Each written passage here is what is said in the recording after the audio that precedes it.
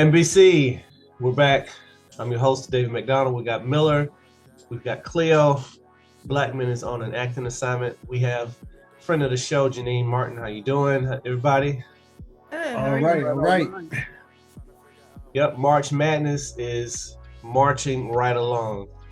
It's going to be a good one. I don't know where it all stands right now, but I know SEC had record representation in this year's tournament, so I was glad about that. So we'll I believe they got 6 teams left. We'll see what happens at the end.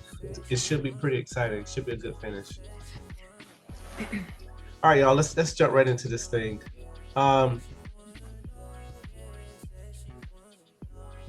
If someone were to ask you what's the best part of your day, what would you say? How would you answer that question?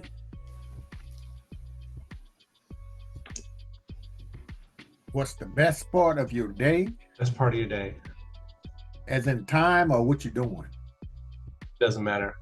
For me, I would say the best part of my day is, when I first open my eyes, it's like, okay, I got a chance to get it right. I got a chance to, accomplish something that I may have been procrastinating about and putting off. I got a chance to, I meant to call so-and-so. Let me call my parents. Let me call my friend. Let me call my ex-coworker. You know what I'm saying? I guess just another renewed, opportunity to get it right.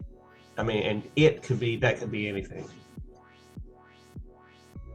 I know mine is like in the afternoon when I just got myself to deal with, and I can do anything I want to do. I see a lot of people think that way. With me, I don't know. I just like the afternoon because everything happening then. Morning time, slow, when you ain't got nobody but yourself, to deal with because you ain't working. But in the afternoon, everything starts to moving. Okay. What you got, Genean? Probably the end of just the end of the day of, once you're done with work and you're done I'm very busy. So I guess just at the end of the day, just getting to come home and just kind of decompress and just chill for a minute before it's,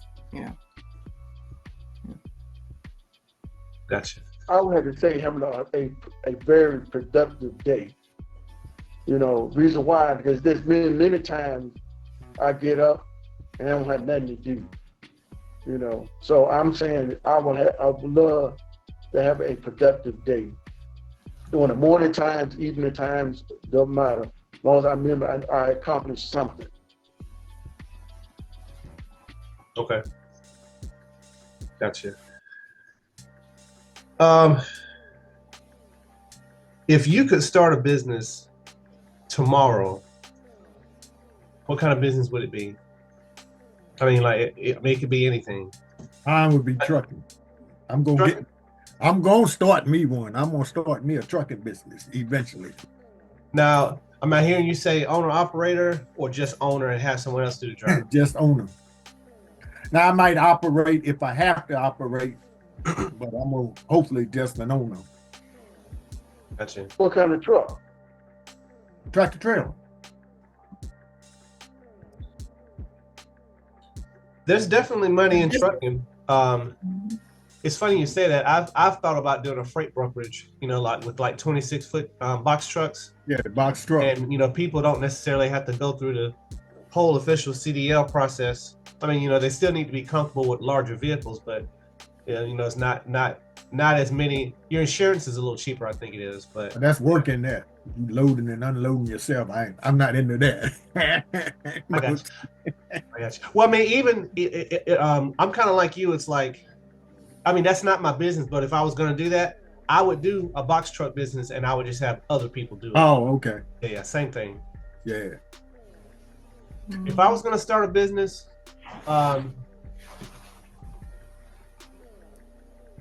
you know what? Actually, I would say a production business. And, right now, I do production.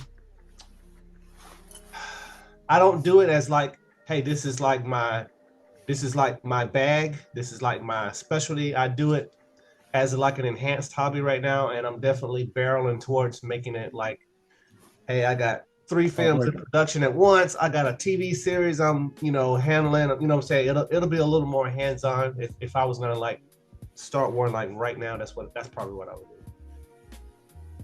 What you got, Genean?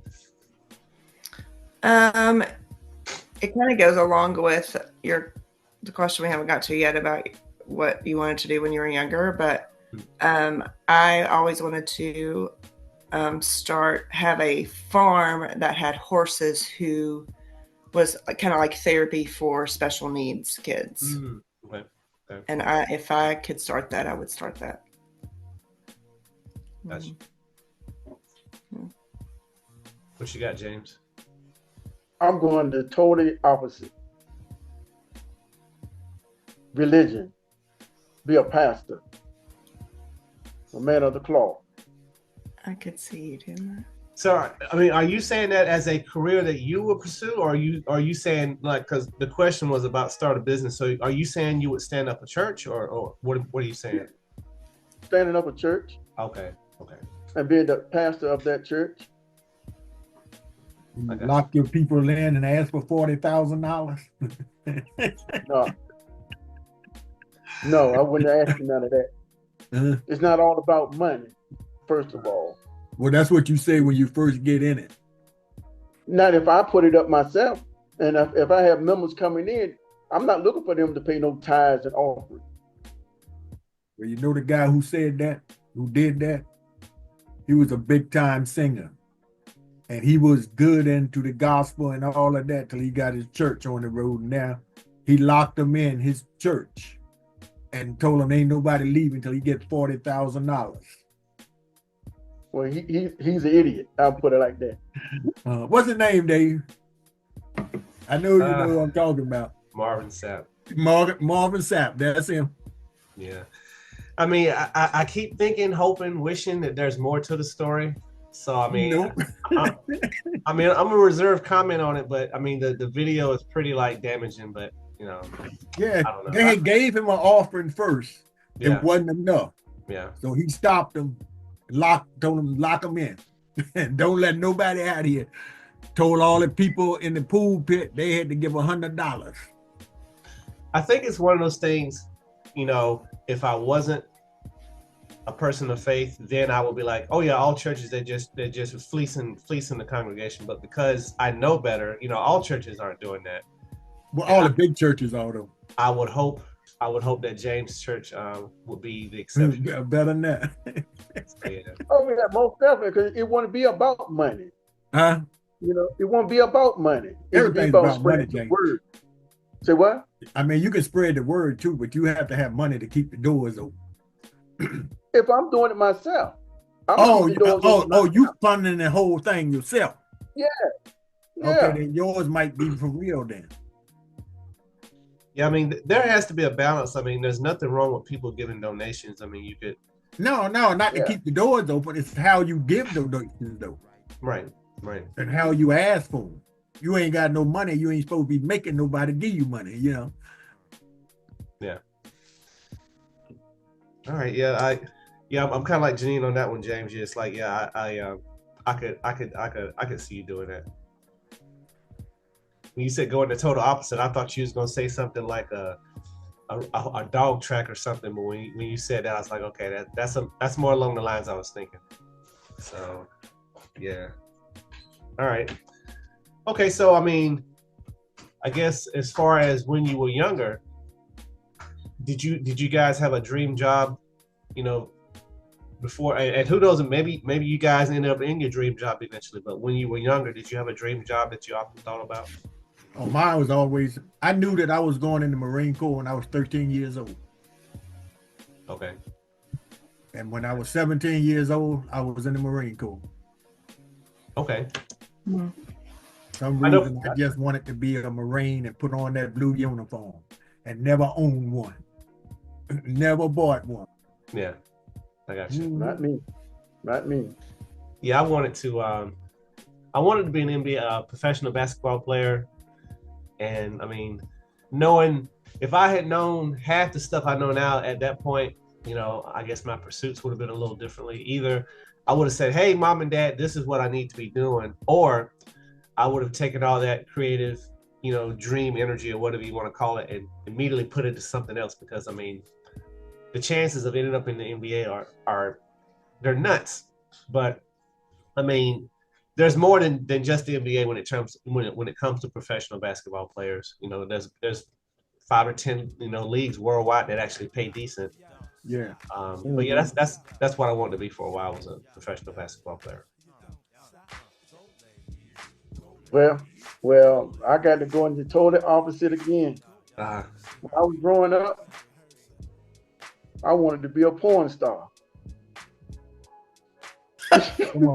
From a preacher to a porn star. in the same episode. In the same episode. Sure, when I was growing up, hey, I used to sneak in my mom and dad room because my dad had tapes and stuff like that. And I saw all of that, And I remember one time I asked my mama, how can I get into this type business? You know what she said? That's just a bodysuit that the women are putting on. I didn't know no better, until I got a little older. But then again, I looked and see how the diseases is taking a lot of them out. And then also, it's a lot of stuff that's man-made, body parts that's man-made on the women and men. So that came to an end real quick. But yes, once I was growing up, I wanted to be a porn star. So you would have been James the Lumberjack. No. I would be known as the Jammer Man, because I was gonna jam it right on in there.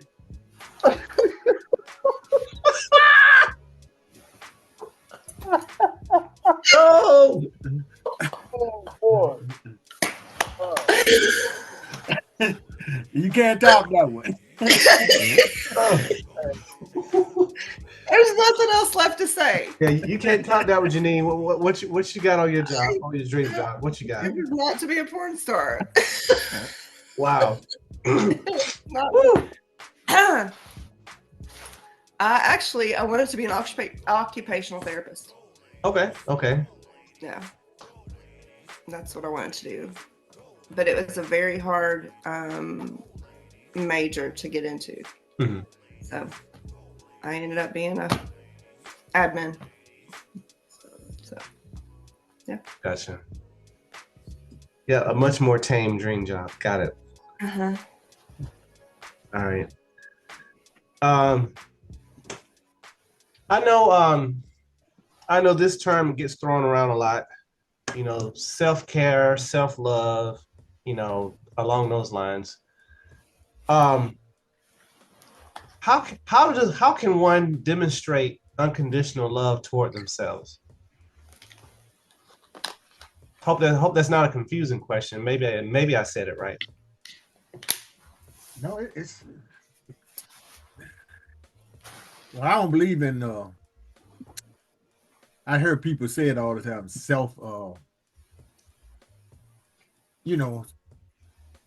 You can love yourself to a certain point, and that's a good thing. Mm-hmm.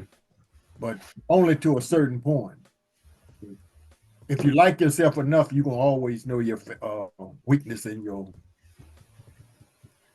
weakness and your strong points.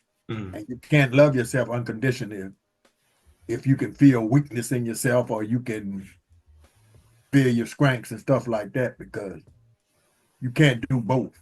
Mm-hmm. So, but how I would love myself unconditionally is just being a non-negative person. Everything is positive, Mm-hmm. That's how I see myself when it comes to loving myself unconditionally. Well, it ain't unconditionally because I'm always thinking, man, I could did better. Why did I do that? Yeah. So, but that's how I do it. Just stay positive. And I've been a positive guy for a long time. Cut it out. Shut the gate.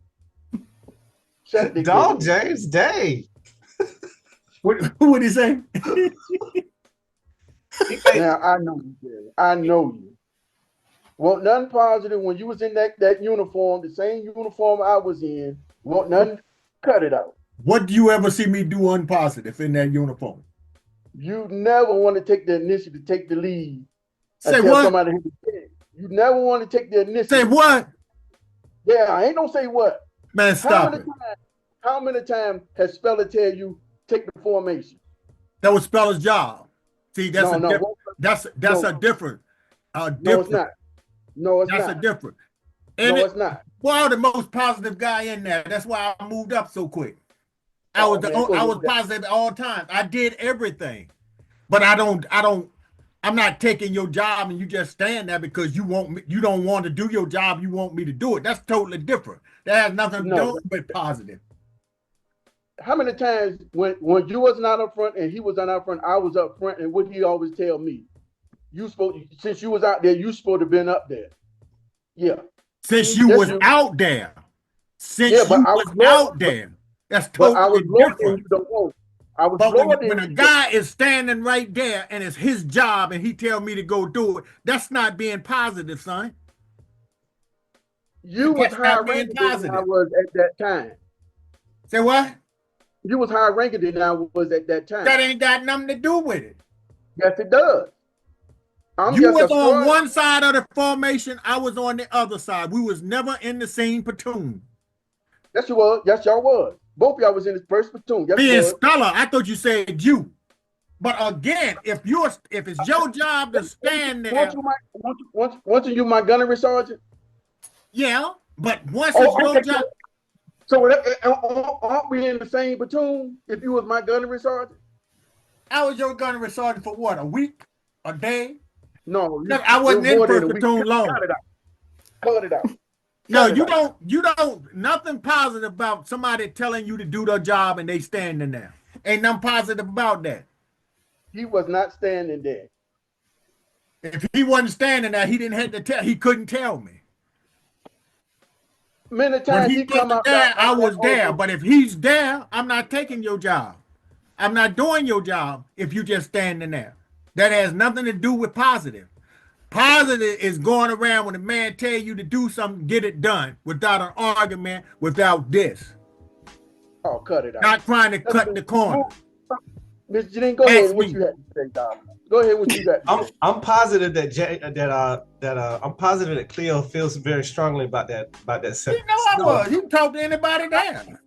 I can go and get Dante Speller up here, and he can tell you the exact same thing I'm telling. He gonna tell you right. You standing in front of that formation and tell me it's your job, and you gonna tell me to go there? No, I'm not going.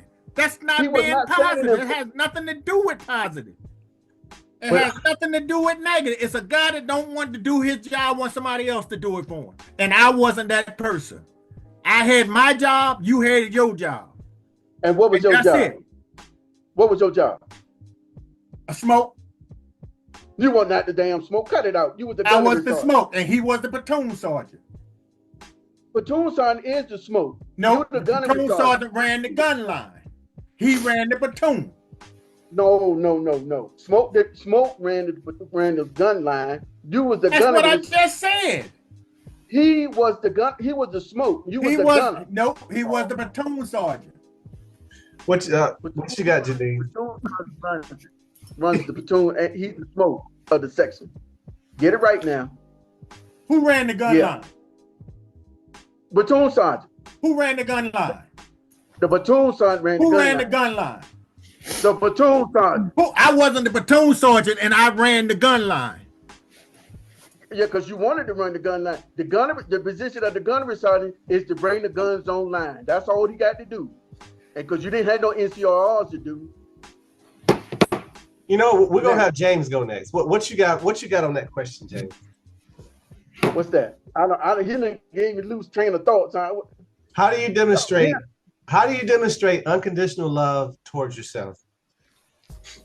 Well, growing up, I didn't love me, first of all, because the reason why I say that is because in my family, I was the darkest one, and I was always getting called names and stuff like that. So I had lost love for myself until that voice came whispered in my ear. you know, and I'm talking about the master. So I had to reevaluate myself, you know, and look at the big picture. You know, I could have been gone a long time ago. Yeah, I'm putting it out there, you know, but I had lost faith in me. I had lost the love of me. I didn't like me at one point because of the negative that was stuff going around saying, oh, he ain't gonna get this, he's not gonna get that, he too dark for this, too dark for that, you know. It's a shame when your own family members put it out there, you know, your cousins, your siblings, you know, friends, you know, so it gets to you. So all that negativity gets to you. And then, you know, but what you do to make them hate you like that? I didn't make them hate me. I was, like I said, I was the darkest one in the family. I understand that everybody got one of those, but they don't hate them like that. Not everybody. You might find one or two guys that mess with you, but the whole family? No, but regardless of not, you know, they don't have to hate you. It's just because the way that you look, the way that you act, you know. So I had to change myself first of all. But when the master talked to me and said, if nobody loves you, I love you. And I had to look at that, you know. He didn't tell me everything that's gonna be all right. I came up with a song called It's All Right, you know. So then another thing, I didn't get my first girlfriend until I got into college. You know, what the hell you laughing for? That ain't funny. Every time you say that, it makes me laugh. Yeah, because you know the story behind that, you know, but it is what it is. What you got, Genean? I mean, I agree with James. You've got to love yourself first before and know who you are in Christ. But I mean, for me to self-care or self-love or whatever, that would be like material wise or whatever, get a massage, going to get a pedicure, just kind of doing a me day or a couple hours or whatever. I mean, that's what unconditional love, and also forgiving yourself if there's things in your past or whatever that you've done that you know still hold on, because you have to forgive yourself. Yeah, I think for me it's been a number of things. I would say I'm glad I was able to stand firm on what, you know, where I stood concerning you know, alcohol use, drug use. You know, I never, you know, that was never part of me, you know, quote unquote wilding out after leaving home or whatever. That was just never part of what I did. You know, self-destructive, you know, behavior, you know, self-destructive habits like that can cause self-destructive type decisions. And so that was one thing I always, you know, it's like, hey, I may make a bad investment in a car or go on a trip I shouldn't necessarily go on, or I may have to take out a loan to do something I don't really have to do. But in terms of, as far as like the unconditional love part, I definitely, you know, try to keep my temple, you know, try to keep it as healthy as I could. You know, I mean, you can only do so much, right? I mean, there are doctors who don't smoke and they've gotten lung cancer, but you know, obviously other factors kick into play. But yeah, that's how I demonstrated. I feel I've demonstrated unconditional love. Just, you know, trying to stay away from those types of habits and whatnot. So, yeah. You can love yourself and still have a drink. Oh, I'm not saying can't have a drink. I'm talking about the guys or who 2 drinks. The guys would. You did 20 years in the home and didn't drink. They would, you know, I'm talking about, I had like, when I was in the dorm, the barracks, and, you know, you had some cats who they would be like, man, I left here at 7:00 on Friday, and I don't even remember coming home, and it'd be like Sunday afternoon, and they'd just be coming out of their room to take their first shower. So from 7 p.m. on Friday to Sunday afternoon at 4, they can't account for all that time in the middle. What? So yeah, I never, you know what I'm saying? I never wild out, you know. I just You couldn't do know it. what you missed out on. I mean, we'll just have to read your book, or we'll have to watch your life story. Hey, when I went in the Marine Corps, that was a criteria. You had to know how to drink, fight, and have a woman or get a woman. Oh That wow. was it.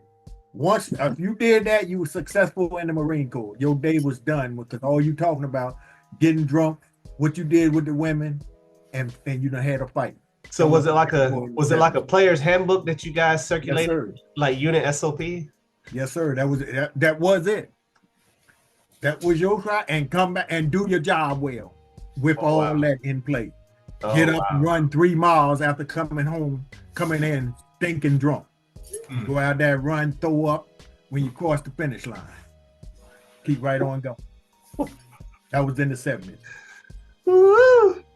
Well, shoot, I can remember A school in the early 90s, and then there was cigarettes in the cigarettes and beer in the vending machine. I mean that wasn't the 70s, that was the early 90s, and you still had it. They had it in the 70s too, overseas. They didn't have it here. I'm sure, yeah. Over in Okinawa, they had it in Okinawa, but they didn't have them here. The Air Force did, but the Marine Corps did. Right. Well, some of the MREs, they had 1 cigarette in there. 2 cigarettes, 1 pack with 2 cigarettes. Yeah. That's in the MREs. Yeah, the old MRE. Yep. Way back when, boy, I tell you. All right. Of course, there's not a definitive right or wrong answer to this. In your opinion, well, first, James, did you answer that question about unconditional love? Yes. Oh, okay. I want to make sure. Okay. All right. Why do you guys think that the American public has allowed Trump to push so many of those agendas that he's pushing, get away with so much stuff in general? What are your thoughts on all that? We got the 25% tariffs thing for new import vehicles. that's just one of the things. I know this is we're gonna do a political segment episode or whatnot, but how do y'all feel about that question? What would you say? Well, I think he get away with it because it's just that time. It's just the time for them to settle in, because there's a lot of racism going on. And when you got a lot of racism going on and everybody that's backing you is racist, everything racist that you want done, you're going to get done. I got you. So that's the main point there. But he's not really getting them done. He's just throwing stuff out there and see if it stick. Ain't nothing changing. He don't really got tariffs on nobody right now. He done threw it out there, but he ain't got tariffs. All them executive orders that he's throwing out there, they're getting kicked back. So he's just throwing stuff out there to make y'all think he's doing something. And then he's hiding everything else that y'all can see, because y'all weren't about the stuff he's throwing out there. Like Social Security and all of that. You worried about that, and he's over there doing something else. I think it's a wake up call. My opinion. I think it's a wake up call because everyone that's ever taken government in high school or college knows there's there's judicial, legislative, and executive branches of government. I think people really took for granted or didn't think about exactly what the executive branch can do. Executive branch can do a lot. Like I said, it's a wake-up call for people. Executive branch can do a lot more than people think it can. No, it can't. That's why he's not getting nothing through. He think he can. He can throw it out there, he can slow the government down, but it ain't going nowhere unless he gets those judges and everybody else on his side. So it's really nothing he can do. But executive power, they can declare, they can wage war, not officially declare war. That's Congress. That's Congress. But you can employ weapons anywhere in the world. You know what I'm saying? And in terms of these tariffs, he can unilaterally do the tariffs thing temporarily. Now, of course, it's not even temporary. He can throw it out there, and he can do it until it hits the judges, and then they stop it, just like they're doing. Well, So he really ain't got no power. Now he got power, but he really ain't got no power because he got the judges and all of that. That's the only he got power. Well, here's the thing. I hear you, Cleo, and I know you didn't vote for Trump, but that's not entirely true. Because if that was true, what have he done? He's been in office now for 2 months. What have he done? Well, 2 months is not long enough to do something. I'm asking you, in the 2 months, he done threw everything out there, but what have he done? He's ramped up the deportation. And half of them coming back. They just what you call 500,000 of them. They said that they were coming back. Well, they wasn't gonna deport them. I don't guess they left yet. Mm-hmm. Between what have he really done? Tariffs? He's done tariffs. He's no, he haven't. He threw them out there, but nobody's paying them yet. Our foreign policy is pretty much out the window. You know, it's weird because it's like in the public eye, it seems like he's catering to Russia, but then behind closed doors, he's trying to get more influence. And we already got bases there. He's trying to get more influence in Greenland to move in on Russia's territory in the Arctic. And Russia, they're paying attention. They're like, you're shaking my hand up front, but then you're stabbing me in the back. That's not going to bode well. You know what I'm saying? I mean, that stuff is happening as we speak. That's the stuff he wants to fake you on. That's all that is.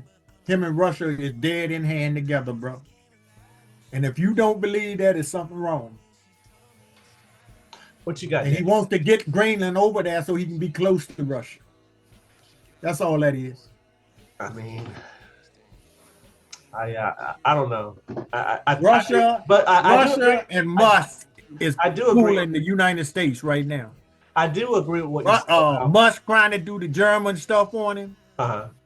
And Putin doing the Russian stuff on him.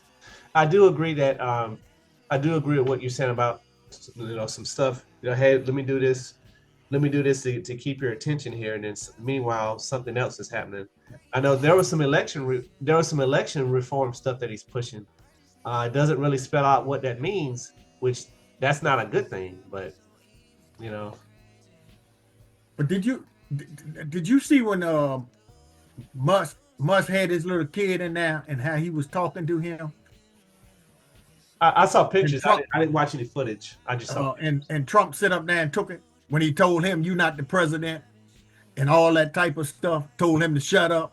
I heard about it. I didn't see it, but I heard about it. So you know who's controlling everything. Mm-hmm. I got you. Mr. Money. I got you. That's why it ain't nothing passing. If Trump was doing that himself, they would probably, the judges that he put in place would be voting on his side right now. But they know he's not controlling things. Right. That's why the stuff that he think he's going to get through, and then the judges kick it back. And these are his judges. Yeah. What you got, James? Only thing I got to say is, if y'all had that man back 4 years ago, we wouldn't be going through what we're going through right now. What exactly does that mean? If Trump had got his second term 4 years ago, we wouldn't be going through none of this right now. Probably wouldn't even head the United States if he had went 8 years in a row. Why not? You like not to have now one in his 4 years. Millions and millions of people were dying. And you talk about 8 years of that, and you would have went through the whole 8 years with COVID because he was too dumb to put stuff in place until he was made. Half of the United States be gone right now because everybody be dead. I disagree on that. Joe was a terrible president. I'm not even gonna argue with you on that because I know he wasn't a terrible president. Joe did everything right damn near, except for the war. That's the only thing I saw that he done was fruit up when he tried to bring those people out of Afghan. Other than that, he did a pretty good job. No, he didn't. He shut down the ports for a month? We couldn't get no. Didn't he shut down the ports back in September? No, he didn't shut them down. The SCRAC shut them down. He brought them back up. No, he didn't. Cut it out. Who do you think got him to come off SCRAC but Joe Biden? No. Joe was terrible. That's my opinion. That has nothing to do with the president. That's union stuff. That has He was nothing to do with the president. He was a terrible president in my eyes. What did he do was terrible. And please don't say Everything. union scrack again, because he definitely had nothing to do with that scrack. Everything. Well, tell me one thing. He should not have been in there. Tell me one. First, look at the war. Look at the war. I already told you about Afghan. Take that away from it. Now tell me one thing that he did wrong. And he didn't do that wrong because he told you he was going to do it. When he went in there, he told you he was going to bring the troops home. Where he messed up at, he did it the wrong way. That's one right there, the war. Look at all them Afghanistans. They were trying to come to America. Look when they had the plane, they trying to overflow the damn runway. I done already conceded that to you. Tell me one thing other than that he done wrong. Go ahead, Ms. Genean, go ahead. I don't even want to comment. Well, comment anyway. I mean, I just think I'm just happy that Jesus is king. We'll just go with that. He's in charge. Oh my goodness. Yeah, it's, it's crazy because it's like, I think that it really comes down to optics, in terms of like who's going to get credit for what. I mean, because if you look at the national, I would say, my opinion, I would say a top 3 problem that we have right now is national debt, and it seems like Congress could care less. It's been a top 3 problem for the last three or four terms. It's been the national debt. The national debt's larger than the GDP.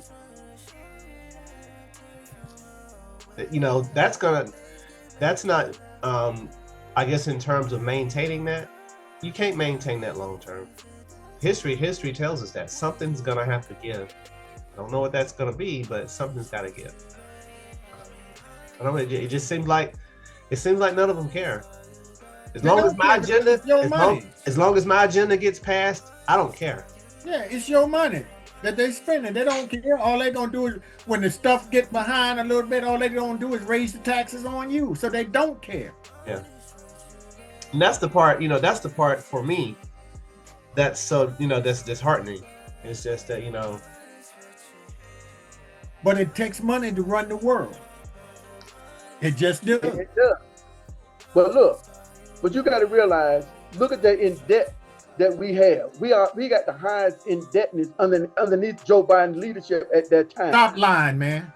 There you Oh go. my Lord. Get your back straight before you start. Stop lying. You can look it up. You can Got see your phone in front of you. Look it up. I'm looking it up right now. It says President Biden misled the American people about the pain has failed. Economic policies have infected under the Biden administration. Our country is at the biggest level of indebtedness in history. I'm reading it right here. Not because of Biden. That's everybody, man. It says the Biden administration. Who's the Biden administration? Is that Joe? Is that Joe? Keep going. Because you're reading, whatever you're reading wrong. He brought it down some. He brought it down. He did not. We'll talk about this. We'll talk about this on our politics episode. Yeah. And then get your facts right. I'm looking. No, you're not. There it is right there in black and white. Yeah, I told you. Anytime you talk about something, I can prove it. You're not proving it. Show me why you say Joe Biden had the highest as a president. Show me. It's right here. Show me. I'll send it to you. I'll email it to you. I'll send it to you. Matter of fact, I'll send it to the website. Now, here's the one thing for you guys to consider. Because of inflation and because of the size of the debt the larger the debt grows, the bigger the amount that the interest that it cycles off of is going to be. So if you maintain that train of thought, when you're looking at just sheer number of it, there's no way that Trump's number is going to be lower than Biden, because of the size of the debt that's there that it's cycling on. Now you're going to have to get into the weeds of it to really find out as far as like what the money is being spent on in order to determine who's more financially responsible. But in terms of just the sheer number, every president from now until when Jesus comes back, it's going to be bigger. Every number is going to be bigger. Whether it's 3 Republican terms. No, Joe Biden bought it down from what it was. Mm-mm. Yes, he did. I got to kick back on that too, but I'm not saying. What I am telling you is that I'm telling you, under the way that we currently do business as a nation, there's no way you can bring it down. That's what I'm saying. Man, Clinton had the budget balanced. You can always bring it down if you know what you're doing. When Clinton was in the office, he had it balanced. You was at a plus surplus. When he gave it to the Republican that took over behind him, he was at a plus. Well, but here's the thing, though, Cleo. Clinton had 2 terms, so that's 8 annual budgets that had to be approved while he was president. He only had like 2 or 3 balanced budgets, and that was for that year, that fiscal year. That has nothing He had to do. a surplus when he left office, Dave. Dude, he may have had a surplus that 1 year is what I'm saying. I'm saying No, that 1 he year. had a surplus when he turned the United States on. We was on the plus side. No. Like I said, I'm not blaming this on any particular. I'm not blaming this on Republicans. I'm not blaming this on Democrats. It's the way it's the way that we do business as a government. It's broken. It's broken how we manage. Better than the other ones at it. But I mean, that's cool. I got you. Look at the gas prices under Biden's administration. How they skyrocketed on up. Let me see here. Look at the gas prices now under Biden's administration. Look at the gas prices. What were they in 2016? They want no $2 and some cents. What were they? You ain't had gas under $2 in the last 50 years, man. Since '74. When you had gas under $2? I can remember when I've seen gas for 70 cents. In 1970. No. You did. You're right. In 1970, after 74, gas just went the hell on up. No, sir. 99, 79, and 70. I remember back in the 80s. You ain't had stop lying, man. Gas went up in 74, and it's been going up ever since. You ain't seen no 70-cent gas in no 80s. Yes, I have. Boy, I tell you. When I graduated high school in 1993, regular gas was only 92 cents a gallon. You hear that? Did you hear what he said? When he graduated high school in 93. He's wrong. How the hell? You said what? I'm telling you, he's wrong. No. I have it in my yearbook. You can Google it. Now, Cleo, the one thing I will say about what you're saying, when you look at OPEC and how they started to put the squeeze on the West, if you look at in terms of percentage wise and like the price spikes they had, yes, it started going crazy in the 70s and continued on, because prior to that, gas was like 30 and 40 cents a gallon. So now, but in 1993, I could get a gallon of super unleaded for $1.09. There you go. You in the one right there. You just said 93, but no, it was regular. That in that no, regular. I said that. See, I want to see if you was listening. Super unleaded was 109. Mid grade was 99, and I'm sorry, regular was actually 89. And that was 1993. Where were you at in 93, Bailey? I'll wait. He's probably in the Philippines doing his thing. No, I was right here in 93. It took you a long time to remember that, though, didn't it? Here it is, right here. Bam. Uh-oh. I got it right here. What you got? Late 80s, price edging towards the end up to being $1 to $1.20 a gallon. That's in the late 80s. In the early 1990s, gas prices was $1.17 to $1.22. Here it is right here. There it is. Mm-hmm. So I don't know what you talking about facts. Stop lying. There it is right there. I can remember when I said I wish I could find me some 80-cent gas in Bad George. I found it. Yes, I did. Mm-hmm. And there's the man right there saying in 93, he had gas. I'm gonna tell you, I didn't see no 93 gas in the 90s. And I was right here in Virginia. Oh, cut it out. Cut it out. All right, y'all. Let me throw this last question at you. All right. Why do people want you to like someone and show respect when they pass away? You know, sometimes it happens with coworkers. A lot of times it may happen with family. But I mean, you know, you're not on good terms when they're alive. Can't even stand the sight of them. But people want you to show them respect when they pass away. What's that about? Or have you guys ever gone through that? Yeah, because they want the person that's dead to look good. For some reason, why they want him to look good, I don't know. If he ain't no good, he ain't no good. That's how I see it, and I see it all the time. I don't like this person. Well, you know, you can do this, you can go to it. No, what I'm going to his funeral for? I don't like him. But they want the person to look good. You take the biggest criminal, he died, you send him to church, he was the best guy that ever walked. Yeah.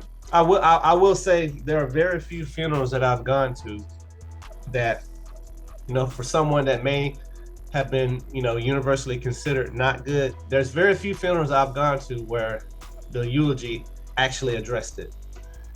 Now, now, thank goodness I've never gone to a funeral where someone just totally got slain, you know, as far as like their character or whatever. But yeah, most funerals I've gone to, they'll either candy coat it, or they'll totally talk about something else, or they'll focus, you know, on salvation for the living. Because I mean, the reality is the funeral is not really for the person deceased anyway. Right, it's for the people that are living. So yeah.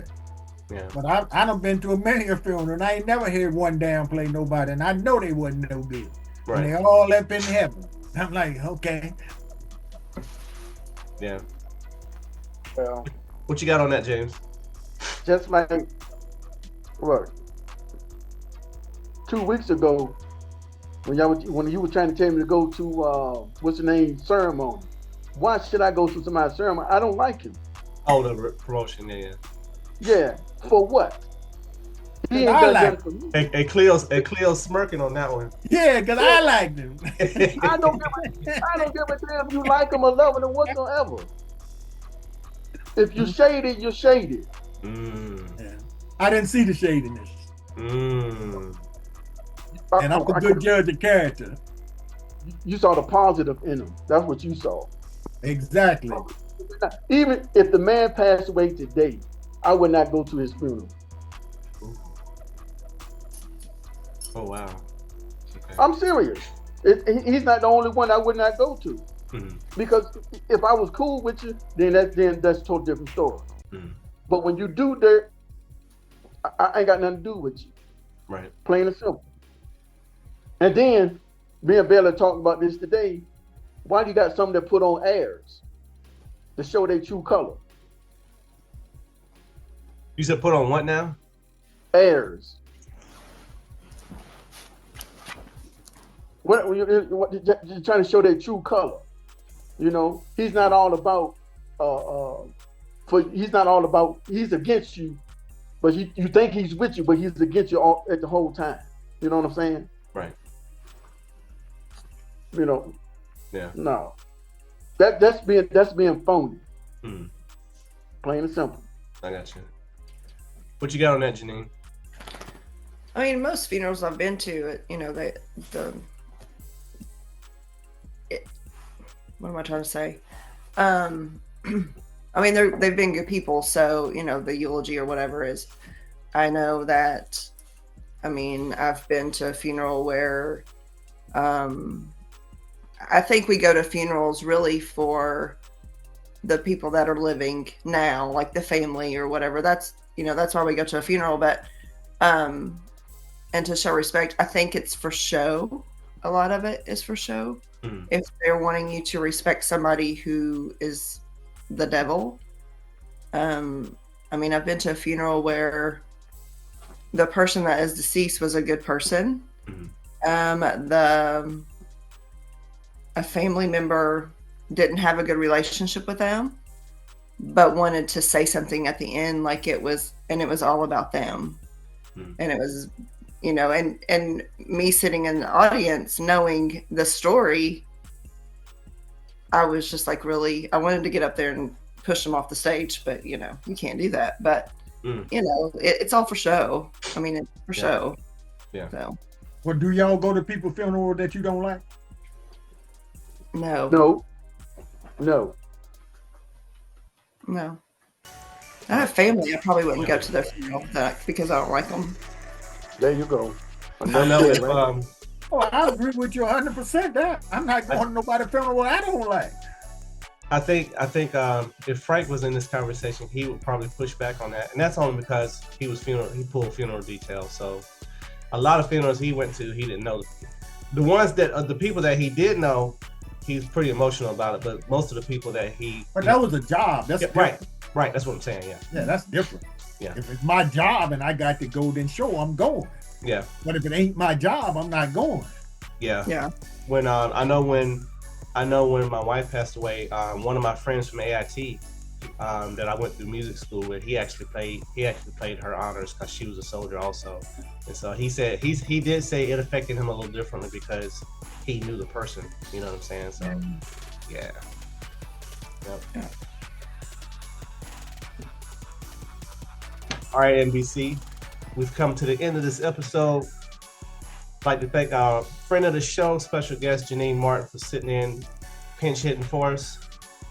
If you want to be part of the show, respond to the email address that is listed in the video description. I'm your host, David McDonald, and we are MBC, and we out. Thanks for watching. All right. Good to see you again. Yep.